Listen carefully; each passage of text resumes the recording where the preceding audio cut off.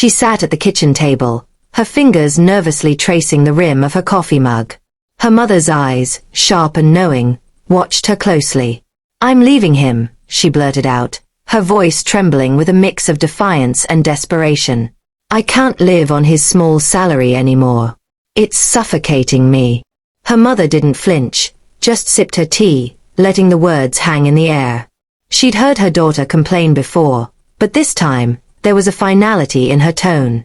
The weight of her decision pressed against the walls of the small, sunlit kitchen. Her husband wasn't a bad man. He was steady, kind, and showed up every day to his modest job at the warehouse. But his paycheck barely covered the bills, let alone her dreams of a bigger house or vacations by the sea. She wanted more than the cramped apartment, more than the second-hand clothes, more than the endless cycle of scraping by. She'd grown up watching her friends climb into lives of comfort, while she felt stuck, tethered to a man whose ambition didn't match hers. Her mother raised an eyebrow but said nothing, waiting for her to continue. "I deserve better," she said, her voice rising. "I said yes to everything. His proposal, his promises, his dreams. But what did it get me? A life where I'm counting pennies for groceries." She thought back to their wedding day, how his smile had felt like enough, how his vows had painted a future she believed in. But belief had worn thin over the years, eroded by late bills and the monotony of their routine. She wanted to feel alive again, not just surviving but thriving. Her mother finally spoke, her voice calm but firm. "You think leaving will fix it? Money doesn't buy happiness, child." She bristled at the words, feeling them like a slap. Her mother didn't understand. She couldn't. She hadn't spent years stretching a budget until it snapped, or smiled through disappointment to keep the peace. "It's not just about money," she shot back. "It's about feeling like I'm going nowhere, like I'm invisible." Her mother's eyes softened, but she didn't argue, just let the silence settle. That night, she lay awake next to her sleeping husband, his steady breathing a contrast to the storm in her chest. She imagined a life without him. Freedom, maybe, or at least a chance to chase what she wanted. But the thought of leaving also brought a pang of guilt. He wasn't the villain in her story, just a man trying his best. She remembered the early days, when they'd laughed over cheap takeout and dreamed of a future they'd build together. Had she changed, or had the dreams? The next morning, she packed a small bag, just enough for a few days. She didn't tell him where she was going, only left a note saying she needed time to think.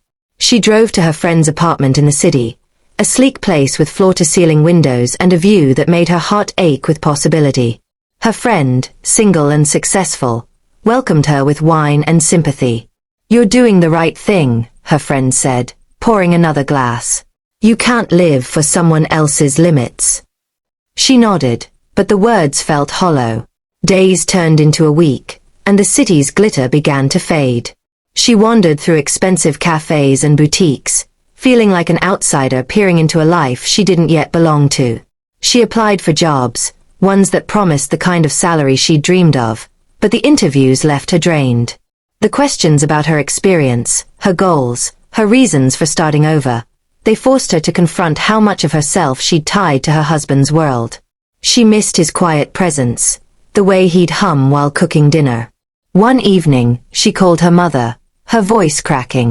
"What if I made a mistake?" she asked. Her mother didn't lecture, just listened. "You're looking for something out there," her mother said gently, "but what if it's already inside you?" The words stung, not because they were harsh, but because they rang true. She'd spent years saying yes to everything. His life, his choices, but had she ever said yes to herself? Not to money or status, but to who she was beneath the frustration. She started writing, something she hadn't done since college. Words poured out, stories, poems, fragments of her thoughts. It wasn't about money, but it felt like freedom. She filled notebooks with her dreams, her fears, her regrets. The act of creating reminded her of the girl she'd been before life became a checklist of unmet wants. She realized she'd been waiting for someone else to hand her a better life, when maybe she could build it herself. When she finally returned home, her husband was waiting. He didn't ask where she'd been, just pulled her into a hug that felt like home. "I don't want to lose you," he said quietly. She looked at him, really looked, and saw the man who'd stood by her through every storm. "I don't want to lose us," she replied. They talked for hours, not about money but about what they both wanted. A life that wasn't perfect, but honest. She didn't go back to the city. Instead, she enrolled in a writing course, using their savings to invest in herself. Her husband supported her, taking extra shifts to help cover the cost. It wasn't glamorous, but it was theirs. She started submitting her work, small pieces at first, then bigger ones. Rejections came, but so did acceptances, and with each one, she felt a piece of herself come alive. Her mother visited one Sunday, bringing her famous apple pie. They sat in the same kitchen where she declared her escape, but the air felt different now. "You look lighter," her mother said, a smile tugging at her lips. She nodded, realizing it was true. She hadn't left her husband, but she'd left behind the version of herself that said yes to everything without question. She'd found her own voice, and it was louder than money. Years later, she'd look back on that moment at the kitchen table as a turning point. She didn't become rich, but her stories found readers, and her words paid some bills. Her husband got a promotion, modest but enough to ease the strain. They moved to a slightly bigger place, with a balcony where they'd sit and talk about the future. It wasn't the life she'd imagined when she dreamed of leaving, but it was better, because it was real. She never forgot her mother's words, or the way they'd forced her to look inward. Happiness wasn't in a bigger paycheck or a shinier life. It was in the courage to chase what mattered. She'd said yes to everything once, but now she chose her yes carefully, and each one built a life she could love. As she sat on that balcony one evening, her husband's hand in hers, she realized she wasn't running anymore. She was right where she belonged, not because of what they had, but because of who they were together. And for the first time in years, that was enough.